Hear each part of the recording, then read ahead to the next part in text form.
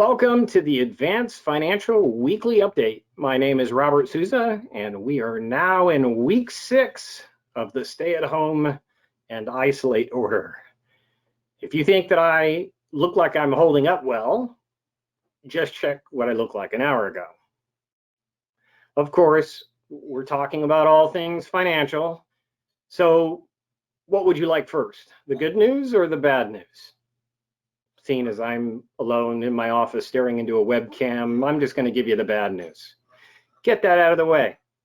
If you hadn't already heard, we have now hit an astonishing 16% unemployment rate. The White House economic advisor, Kevin Hassett, is warning that if unemployment continues to rise, we're likely to see unemployment rates higher than even the Great Depression. We'll walk you through the impacts of this tonight. But before we do, we always want to encourage you with some good news. President Trump signed a new funding package into law that will help provide nearly $500 billion to the small business. But there's been many layers to this story. After the first stimulus package, there were problems with the application process, then funds ran out because of the high demand, and large companies who had established relationships with the banks got to the money first. Now, some of those larger companies like Ruth Chris and Shake Shack have pledged to give back the money. So there's hope. Before we get into the stimulus package and take a closer look, I was planning on introducing Brian Walker, the president of the AFI group, but unfortunately he came down with a case of food poisoning, and you definitely don't want to see that. But in honor of Brian, I'd like to share some good news about his favorite pastime, baseball. It was a sad day a few weeks back when we missed the opening day of his favorite sport, Major League Baseball. So I thought I would share an inspiring story that came out of Boston. Once again, we're going to go to John Krasinski's YouTube channel for the story. I know we're all missing baseball season, but that doesn't mean that I can't bring baseball to you. Your surprise is actually a surprise for me. He is a hero of mine, and I hope a hero of yours. Yeah! What's going on, man? Ladies and gentlemen, David Ortiz. How you guys doing? Yeah. Hey, I gotta tell you guys from the very bottom of my heart how much I love you and respect you for what you guys are doing. Taking your life, taking your time. That's something that it goes beyond everything. So the Red Sox are gonna donate 4 tickets for life. What? Yes. To you and everybody at Beth Israel. Yes. Wow.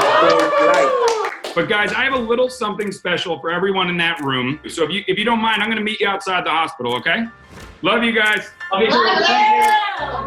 Yes. Yes. All right, so here's what's gonna happen. This place is yours. The most special place in Boston has just been opened up to the most special people in Boston. That's you. Take the field, ladies and gentlemen. Woo!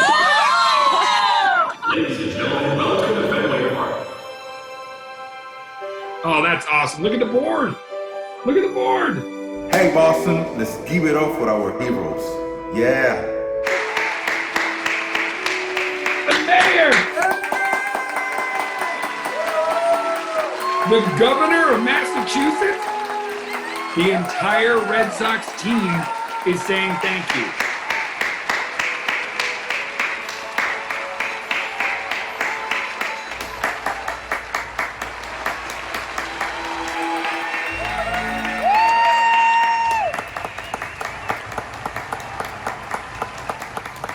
Now here's the deal. I need you to do something not only for me, I need you to do it for your country. I need you to do it for baseball fans everywhere. Can you do that? Woo! All right, here we go. Throwing out the first pitch of the 2020 Major League Baseball season, the staff of Beth Israel Deaconess COVID Unit. Here we go.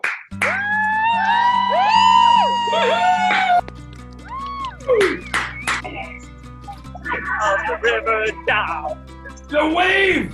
We got the wave! We're doing a wave! Guys, I don't know what kind of baseball fans you are, but I'd be running those bases. You understand? Let's go. Yeah. That's 5 runs, right? Yeah, that's 5 runs right there. We're up 5-0 on the Yankees. Boston strong! Yes!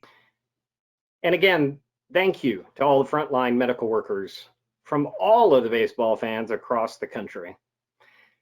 But now let's go to our senior investment manager, Edward Schuh from Inception Financial Services to join us in the conversation. Hey, Ed, how are you? Robert, thanks. Good to be here. I like the baseball hat. I like the team support.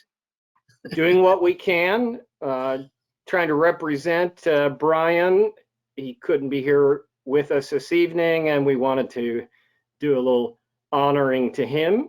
And I know Angels are his favorite team, so go Angels. There you go.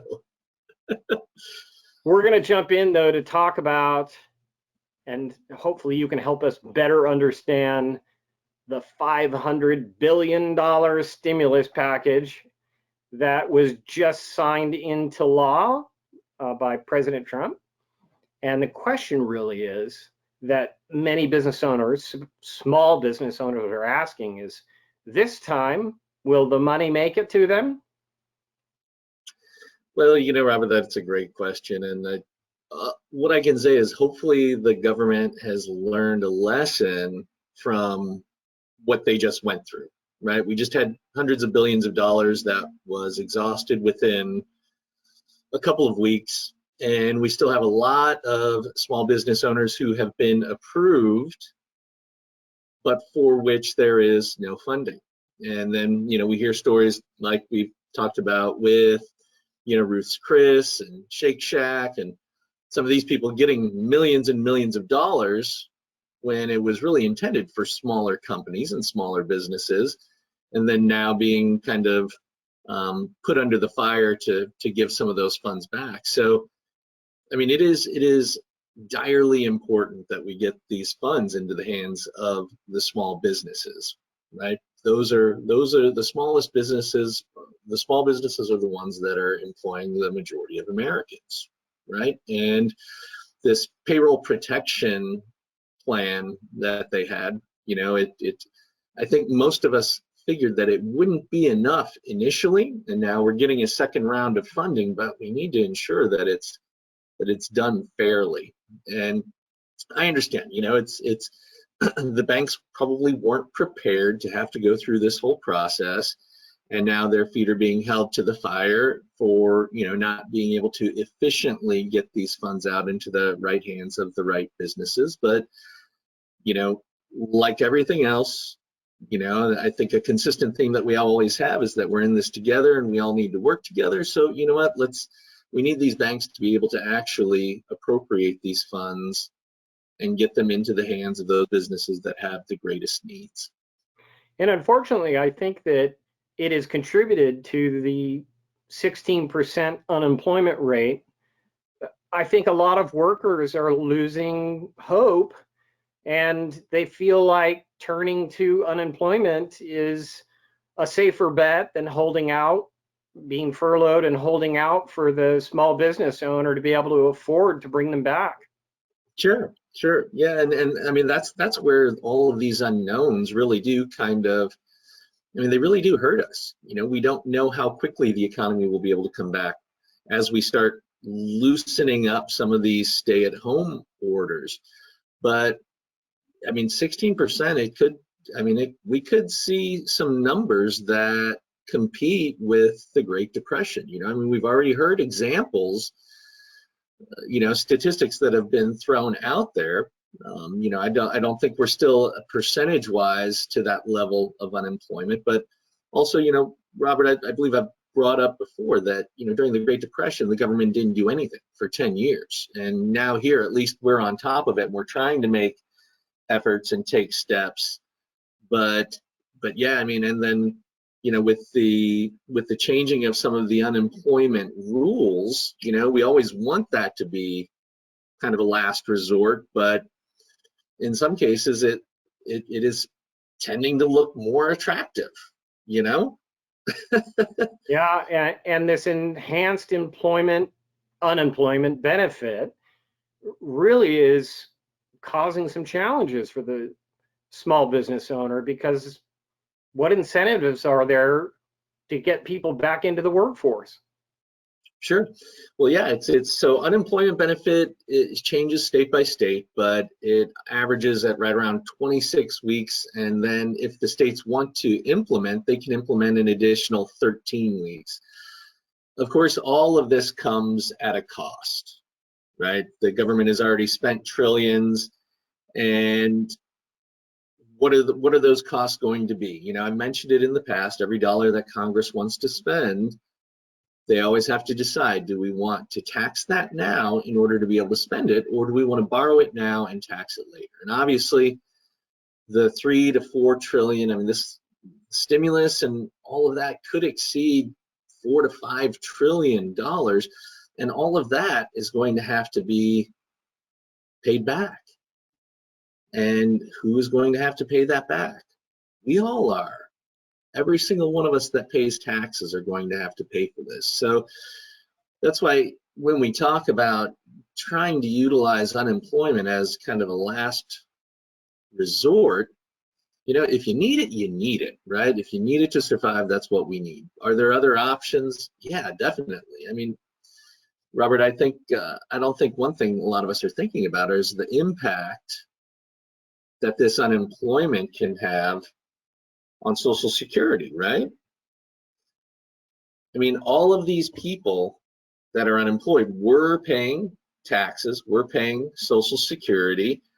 You know, we used to have, it was around 2.7 or 2.8 to 1. That's how many people were contributing to Social Security for every one person that was taking a benefit. And with fewer people paying into that system, I think it's going to bring the Social Security problem closer to us as far as a time when we're going to have to deal with that. Estimates were that Social Security was going to be underwater and unable to be funded by, I think, 2035. Now, what's your estimate after what we're experiencing now? Well, so actually, I think it was closer to the end of this decade, you know, around the 2030 time frame. And I wouldn't be surprised if we're looking at running into issues within the next 6 to 8 years. Yeah, I could see it becoming the forefront of conversation for one of the, you know, I mean, and then that even excludes Medicare, which is a whole other conversation. 5 times more expensive than Social Security. That's right. And not only the loss of income from those unemployed, we've also spent or will spend close to $4 trillion this year in deficit spending. How is that going to affect not just Social Security and Medicare, but the future of taxes? Well, I think it's one of those situations where we know that tax rates are going to have to be higher. The real question is going to be how soon and how extreme will those changes have to be? And we will know more over the next year or the next couple of years to see where we can get the economy to. But I think we all know that it's going to be much closer than we anticipated. Yeah, and with so many people out of work or potentially losing their small business, people are getting really creative on how to generate income. So we wanted to share some encouraging stories of humanity, people getting creative, and let's take a look at some of the things that people are doing around the country. Okay. Whether you are someone who has had their hours cut or have been laid off or furloughed, freelance or temporary work can be a great option.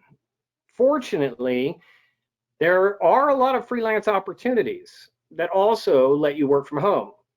Ed, share what resources that you've found that you've been able to recommend to some of your clients.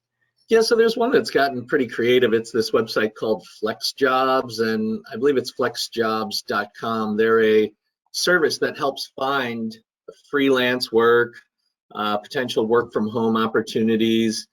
And what they do is they've actually cut in half the cost of their service. So you can get 50% off when you sign up for flexjobs.com. You have to put in a like a code at the end, and the code is a pretty difficult one to remember, jobs. But JOBS. But yeah, I mean, it's, you know, it matches people up with, and you know, a lot of people don't think that they even necessarily have the right skill set that might be required, and most of us don't realize that we have a lot of skills that are transferable into other freelance opportunities. So that's one way that I know people have been getting some, you know, some money on the side, or just, you know, kind of trying to bridge the gap, you know, until we can restart this economy. Yeah, and I think that's a great takeaway as well in talking about the security of Social Security and the questionable future of funding or cutting of benefits, all the challenges that we're going to face that we never imagined, that the opportunity of opening your mind and being creative and thinking of how can we supplement if some of those benefits are decreased or go away. It's the same as what we're talking about here with maybe this is the time to start thinking about pivoting or adding a part-time business from home or freelancing and finding ways as a family and as a community to generate income from sources that we never thought imaginable. The delivery industry has exploded. And so I think the takeaway is that I've learned from you and from Brian is that if we work together as a community, we can find ways to supplement losses. And in that, we're going to see a tremendous amount of opportunity at some point in the near future. Oh, definitely, definitely. And, you know, we, as Americans, we're known for our ingenuity as well, and ways of adapting and ways of you know, creating opportunities for us to survive and then ultimately thrive. So I know we can do it. Absolutely. Well, I want to thank you for your time today. Thank you for filling in for Brian's portion. We hope that he feels better soon.